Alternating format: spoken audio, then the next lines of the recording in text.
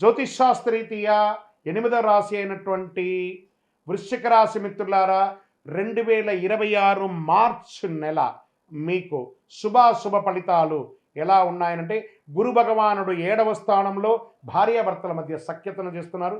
శని భగవానుడు 5వ స్థానంలో సంతానం మానసిక ఒత్తిడి మీద కూర్చుంటున్నారు.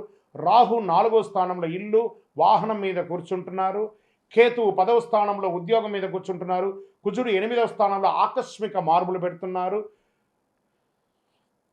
సూర్య భగవానుడు బుధుడు 4 మరియు 5వ స్థానంలో ఉంటున్నారు. శుక్రుడు 5వ స్థానంలో ఉంటున్నారు. ఇది సాధారణ నెల కాదు, మీ సహనాన్ని పరీక్షించే నెల.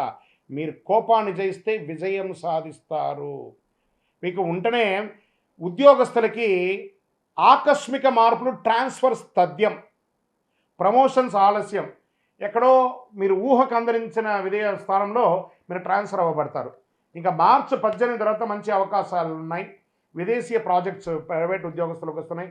సహచరులతో జాగ్రత్తగా ఉండండి.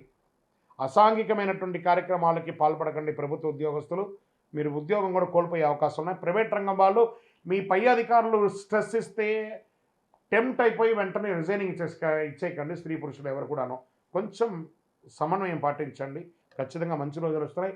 ఉగాది తర్వాత మంచి మంచి అవకాశాలు రాబోతున్నాయి. వృశ్చిక రాశికి 2026 ఉంది చూసారా, ఇది జాక్పాట్ ఇయర్ అని చెప్పచ్చు. ఉగాది వరకు కాస్త స్లోగా ఉండండి. ఇక్కడ నేను మళ్ళీ చెప్తున్నాను, వృశ్చిక రాశి వారికి ఇప్పటి నుంచి ఒక 1 ఇయర్ జాక్పాట్. గురుగారు మీరు చెప్తూనే ఉన్నారండి, మాకు జరగట్లేదండి అని అంటే, దాని మీ యొక్క లగ్నంలో ఎలా ఉందో మిగతా రాశులు ఎలా ఉన్నాయో చెప్తున్నాయి. గోచార ప్రకారంగా చెప్తున్నాను. వృశ్చిక రాశి వారికి 100కు 1000 మార్కులు ఈ సంవత్సరం 2026, 27 మీరు ఊహకందని గొప్ప స్థితి కలబోతున్నారు. దానికి మైల్ స్టోనే మార్చ్.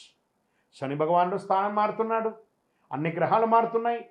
ఉగాది నెలలో శ్రవణం తర్వాత మీ యొక్క జీవితం ఎలా మారబోతుందంటే, అసలు మీరు ఊహకందని విధమైనటువంటి అవకాశాలు రాబోతున్నాయి.